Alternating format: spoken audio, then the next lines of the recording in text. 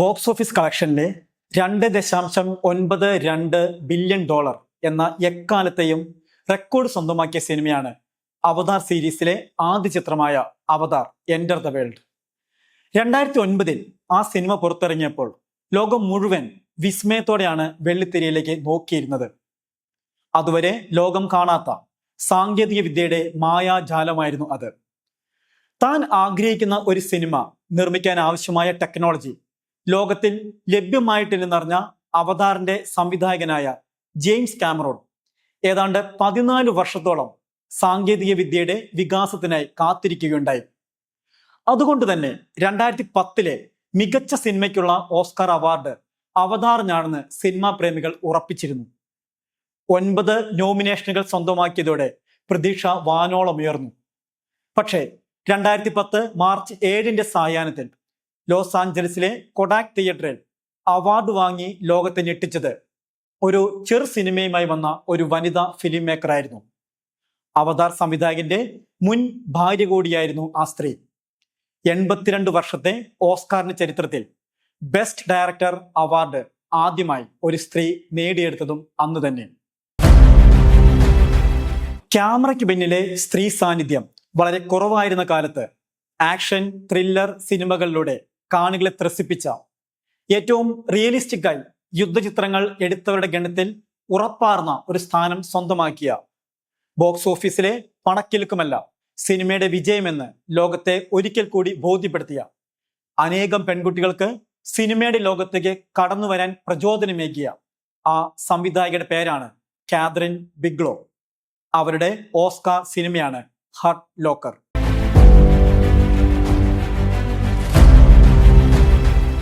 ഓർമ്മകളിൽ ഒരിടം എന്ന ഈ പരമ്പര 10 എപ്പിസോഡുകൾ പിന്നിട്ടിരിക്കുകയാണ്. 10 എന്നത് ഒരു വലിയ നമ്പറല്ല എന്നറിയാം. എങ്കിലും മുന്നോട്ടുള്ള യാത്രയിൽ നിങ്ങളുടെ അഭിപ്രായങ്ങളും നിർദ്ദേശങ്ങളും ഒരു മുതൽക്കൂട്ടാകുമെന്ന് പ്രതീക്ഷിക്കുന്നു. കമന്റ് ബോക്സിൽ അവ എഴുതി ചേർത്താൽ അതൊരു സഹായമാകും, പ്രചോദനമാകും. 1951 നവംബർ 27 കാലിഫോർണിയയിൽ റൊണാൾഡ് എലിയഡ് ബിഗ്ലോ എന്ന ഒരു പെയിന്റ് ഫാക്ടറി മാനേജർക്കും ലൈബ്രറിയനായ ജെത്രൂ കാതറിനും ഉണ്ടായ ഏക മകളാണ് കാതറിൻ ബിഗ്ലോ. ചെറുപ്പം മുതലേ പെയിന്റിങ്ങിൽ താല്പര്യം പുലർത്തിയ കാതറിൻ 1972 സാൻ ഫ്രാൻസിസ്കോ ആർട്ട് ഇൻസ്റ്റിറ്റ്യൂട്ടിൽ നിന്നും ഫൈൻ ആർട്സിൽ ബിരുദം സ്വന്തമാക്കി. തുടർന്ന് കൊളംബിയ യൂണിവേഴ്സിറ്റിയിൽ മാസ്റ്റർ ഡിഗ്രിക്ക് ചേർന്നതോടെയാണ് നിശ്ചല ചിത്രങ്ങളുടെ ലോകത്തു നിന്നും ചലച്ചിത്രങ്ങളുടെ ലോകത്തേക്ക് കാതറിൻ പ്രവേശിച്ചത്. അതിന് കാരണമായത് സിനിമയെ ഒരു പാഷനായി കൊണ്ടു നടന്നിരുന്ന ഏതാനും അധ്യാപകരോടും സഹപാഠികളോടും ഉണ്ടായിരുന്ന സൗഹൃദമാണ്. സൗഹൃദ കൂട്ടായ്മയുടെ കരുത്തിൽ 1978 ദ സെറ്റപ്പ് എന്നൊരു ഷോർട്ട് ഫിലിം കാതറിനും കൂട്ടാളികളും ചേർന്ന് നിർമ്മിച്ചു. പതുക്കെ പതുക്കെ സിനിമയെ കുറെ കൂടി ഗൗരവതരമായി സമീപിക്കാൻ തുടങ്ങിയ കാതറിൻ 1981 സഹസംവിധായികയുടെ റോൾ അണിഞ്ഞു. ക്ലാസ്മേറ്റായ മോണ്ടി മോൺഗോമറിക്കൊപ്പം ദ ലവ്ലെസ് എന്ന സിനിമയാണ് ആ വർഷം അവർ തിയേറ്ററുകളിൽ എത്തിച്ചത്. ബൈക്ക് റൈഡേഴ്സിന്റെ കഥ പറയുന്ന ആ സിനിമയുടെ തിരക്കഥ രചിച്ചതും കാതറിനായിരുന്നു. തുടർന്ന് 1987 near dark, 1990 blue steel, 91 point break, 95 strange days എന്നീ ചിത്രങ്ങൾ കാതറിന്റെ ഡയറക്ഷനിൽ പുറത്തിറങ്ങി. ആക്ഷനും സെക്സും വയലൻസും സമാസമം ചേർത്ത ആ സിനിമകൾ ഒരു ത്രില്ലർ ഡയറക്ടർ എന്ന വിശേഷണം കാതറിന് ചാർത്തിക്കൊടുത്തു. 2008 ഓസ്കാർ ചിത്രമായ ഹർട്ട് ലോക്കർ പുറത്തിറങ്ങിയത്. 2012 സീറോ ഡാർക്ക് 30 ബിൻ ലാദന് വേണ്ടിയുള്ള CIA അന്വേഷണവും അമേരിക്കൻ മിലിറ്ററി പാകിസ്ഥാനിൽ നടത്തിയ റെയ്ഡും ലാദന്റെ കൊലപാതകവും പ്രമേയമാക്കിയ സിനിമയായിരുന്നു. ചിത്രത്തിന് 2012 ഓസ്കാറിലെ ബെസ്റ്റ് ഫിലിം നോമിനേഷൻ ലഭിക്കുകയുമുണ്ടായി. 2025 തിയേറ്ററിലെത്തിയ ഹൗസ് ഓഫ് ഡൈനാമൈറ്റ് വൈറ്റ് ഹൗസിനെ കേന്ദ്രീകരിച്ചുള്ള ഒരു പൊളിറ്റിക്കൽ ത്രില്ലറാണ്. ഇതിനു പുറമെ നിരവധി TV ഷോസും ഡോക്യുമെന്ററിയും സംവിധാനം ചെയ്തിട്ടുള്ള കാതറിൻ ബിഗ്ലോ എന്ന സംവിധായികയിൽ നിന്ന് 11 ഫീച്ചർ ഫിലിംസാണ് പിറവികൊണ്ടിട്ടുള്ളത്. കാതറിന്റെ 8ാമത്തെ ചിത്രമായിരുന്നു ലോകം വാഴ്ത്തിയ ഹർട്ട് ലോക്കർ. 2008 വെനീസ് ഫിലിം ഫെസ്റ്റിവലിലാണ് ചിത്രം ആദ്യമായി പ്രദർശിപ്പിക്കപ്പെട്ടത്. അന്ന് ഏവരും സിനിമയെ പ്രശംസയാൽ മൂടി. 2009 ജൂണിലാണ് സിനിമയുടെ തിയേറ്റർ റിലീസ് ഉണ്ടായത്. $15 മില്യൺ ചെലവിട്ട് നിർമ്മിച്ച ചിത്രത്തിന് ലോകം എമ്പാട് നിന്നും ലഭിച്ച വരുമാനം പക്ഷേ $49.2 മില്യൺ മാത്രമാണ്. മികച്ച ഓസ്കാർ സിനിമയ്ക്കുള്ള അവാർഡ് ലഭിച്ച സിനിമകളുടെ കൂട്ടത്തിൽ ബോക്സ് ഓഫീസ് കളക്ഷന്റെ അടിസ്ഥാനത്തിൽ നോക്കിയാൽ ഏറ്റവും താഴെയാണ് ഇപ്പോഴും ഹർട്ട് ലോക്കറിന്റെ സ്ഥാനം. ഇറാഖിലെ അമേരിക്കൻ അധിനിവേശ കാലത്തെ യുദ്ധകഥകളാണ് ഹർട്ട് ലോക്കറിലേത്.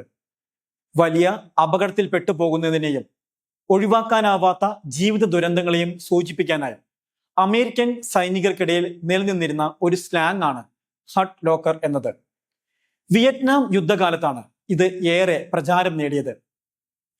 2004 മാർക്ക് ബോൾ എന്ന ജേർണലിസ്റ്റ് 2 ആഴ്ചക്കാലം ഇറാഖിലെ ബോംബുകൾ നിർവീര്യമാക്കുന്ന അമേരിക്കൻ സ്ക്വാഡിനൊപ്പം ചെലവഴിച്ചതിന്റെ വെളിച്ചത്തിലാണ് ഹർട്ട് ലോക്കറിന്റെ തിരക്കഥ തയ്യാറാക്കുന്നത്.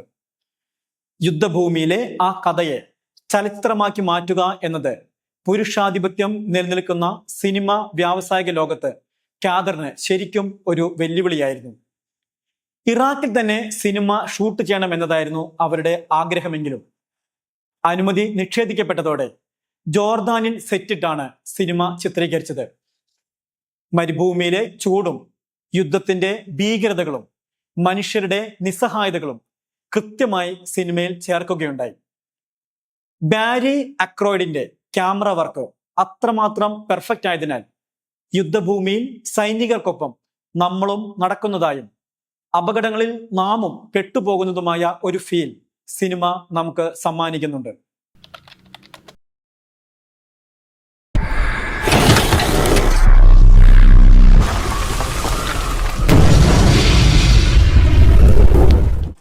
ഇറാഖിലെ ബോംബ് സ്ക്വാഡിന്റെ പാളിപ്പോയ ഒരു ദൗത്യം കാണിച്ചുകൊണ്ടാണ് ചിത്രം ആരംഭിക്കുന്നത്. അതിൽ കൊല്ലപ്പെടുന്ന സർജന്റ് മാത്യുവിന് പകരം ടീം ലീഡറായി ചാർജ് എടുക്കുന്നത് വില്യം ജെയിംസ് ആണ്. 800-ലധികം ബോംബുകൾ ഡീആക്ടിവേറ്റ് ചെയ്തെന്ന റെക്കോർഡുള്ള ജെയിംസ് പലപ്പോഴും ബോംബുകളെ നിർവീര്യമാക്കുന്നത് കൃത്യമായ സുരക്ഷാ മാനദണ്ഡങ്ങൾ പാലിക്കാതെയാണ്. കൂടെയുള്ള ടീം അംഗങ്ങളുടെ ജീവൻ പോലും അപകടത്തിലാക്കുന്ന ഈ സമീപനം അവർക്കിടയിൽ വലിയ തർക്കങ്ങൾ ഉണ്ടാക്കുന്നു. ബോംബുകൾ നിർവീര്യമാക്കുന്നതും സ്നൈപ്പർ ആക്രമണങ്ങളെ നേരിടുന്നതും ഉദ്വേഗജനകമായാണ് സിനിമയിൽ അവതരിപ്പിച്ചിരിക്കുന്നത്. ഓരോ ദിവസവും അന്ത്യദിനം എന്ന ചിന്തയിൽ ജോലിക്കിറങ്ങുന്ന സൈനികരെയും മരണഭയത്തെ അതിജീവിച്ച് അവർ നടത്തുന്ന പ്രവർത്തനങ്ങളെയും കൃത്രിമത്വം ഒന്നും ഇല്ലാത്ത വിധം ഹർട്ട് ലോക്കറിൽ നമുക്ക് കണ്ടിരിക്കാനാകും. യുദ്ധഭൂമിയിൽ വെച്ച് പരിചയപ്പെടുന്ന ഒരു ഇറാഖി ബാലനുമായി ജെയിംസ് സൗഹൃദത്തിലാകുന്നതും ഒടുവിൽ അവനുണ്ടാകുന്ന അപകടവും എല്ലാം നെവർ മൈൻഡ് എന്ന മനോഭാവം പുലർത്തുന്ന ജെയിംസിന്റെ മനസ്സിനെ വല്ലാതെ സംഘർഷഭരിതമാക്കുന്നുണ്ട്. ദൗത്യം പൂർത്തിയാക്കി തെല്ലൊരു മാനസികാഘാതത്തിൽ നാട്ടിലേക്ക് മടങ്ങുന്ന ജെയിംസിന് പക്ഷേ സാധാരണ ജീവിതം വിരസമായി തോന്നുകയും യുദ്ധക്കളത്തിലെ അപകടങ്ങളിലേക്ക് യുദ്ധം ഒരു ലഹരിയാണെന്ന് പറഞ്ഞ് മടങ്ങി വരുന്നതോടെയാണ് സിനിമ അവസാനിക്കുന്നത്. ജെർമി റെനർ, ആന്റോണി മാക്കി, റയാൻ ഗെറാറ്റി എന്നിവരാണ് പ്രധാന റോളുകളിൽ സ്ക്രീനിൽ വരുന്നത്. യുദ്ധഭൂമിയിലെ ഭയാനതകളും ധീരതയും കൃത്യമായി പ്രദർശിപ്പിച്ചുവെങ്കിലും സാധാരണ ജനങ്ങൾ സിനിമയെ അത്ര കണ്ട് ഏറ്റെടുക്കുകയുണ്ടായില്ല. എന്നാൽ സിനിമാ നിരൂപകർ ചിത്രത്തെ ഉപേക്ഷിക്കാൻ തയ്യാറല്ലായിരുന്നു. അതിലെ റിയലിസവും ആർട്ടിസ്റ്റിക് വാല്യൂവും പരക്കെ അംഗീകരിക്കപ്പെട്ടു. അതോടെ ഒരു കുഞ്ഞൻ ചിത്രമായ ഹർട്ട് ലോക്കർ ബ്രഹ്മാണ്ഡ ചിത്രമായ അവതാറിനൊപ്പം 9 ഓസ്കാർ നോമിനേഷൻസ് സ്വന്തമാക്കി. അതിൽ നിന്നും അവതാർ 3 അവാർഡുകൾ കരസ്ഥമാക്കിയപ്പോൾ ഹർട്ട് ലോക്കർ 6 അവാർഡുകൾ നേടി 1ാം സ്ഥാനത്തെത്തി. കഥാപാത്രങ്ങളുടെ വൈകാരികമായ സങ്കീർണതകളെ ശരിയാവിധം അഡ്രസ് ചെയ്തു എന്നും അവതാറിനേക്കാൾ സങ്കീർണമാണ് ഹർട്ട് ലോക്കറിന്റെ തിരക്കഥ എന്നും അക്കാദമി അംഗങ്ങൾ ഒരുപോലെ വിലയിരുത്തി. അവതാറിൻ്റെത് തിരക്കഥയുടേതിനേക്കാൾ സാങ്കേതിക വിദ്യയുടെ വിജയമായാണ് വിലയിരുത്തപ്പെട്ടത്. ഹർട്ട് ലോക്കറിന് ലഭിച്ച അവാർഡുകൾ താഴെ പറയുന്നവയാണ്: best film, best director, original screen play, sound editing, sound mixing, പിന്നെ മികച്ച ഫിലിം എഡിറ്റിംഗ്. ആധികാരികം അല്ലാത്തതൊന്നും കാതറിൻ ചെയ്യാറില്ല. ലോകത്തിൽ യഥാർത്ഥമായത് എന്താണെന്ന് അവൾ കണ്ടെത്തുന്നു. അത് അവൾ നമുക്ക് കാണിച്ചു തരികയും ചെയ്യുന്നു.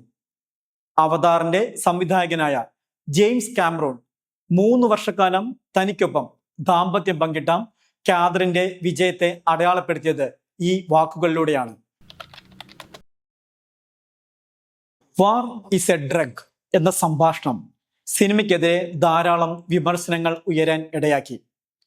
എങ്കിലും യുദ്ധമെന്ന യാഥാർത്ഥ്യത്തെ കൃത്യമായി അഭ്രപാളികളിൽ എത്തിക്കാൻ കാതറിന് സാധിച്ചു എന്നത് സത്യമാണ്. അരങ്ങിൽ മനുഷ്യരുടെ പോരാട്ടങ്ങൾ കാണിക്കുന്ന ഹർട്ട് ലോക്കറിന്റെ അണിയറ ഒരു സ്ത്രീ നടത്തിയ പോരാട്ടത്തിന് വേദി കൂടിയായിരുന്നു. രക്ഷപ്പെടാനുള്ള സാധ്യത പൂജ്യമാണെന്ന ബോധ്യത്തിൽ ഒരു ദൗത്യത്തിന് ഇറങ്ങുന്ന ഹർട്ട് ലോക്കറിലെ സൈനികരുടെ കഥയും ധൈര്യം എന്നത് ഭയത്തിന്റെ അഭാവമല്ല, മറിച്ച് ഭയത്തേക്കാൾ പ്രധാനപ്പെട്ടതായി പലതും ഉണ്ടെന്ന തിരിച്ചറിവാണെന്നുമുള്ള സിനിമയുടെ സന്ദേശവും മനുഷ്യന്റെ അതിജീവന പോരാട്ടങ്ങൾക്ക് എന്നും ഒരു ഊർജമായിരിക്കും.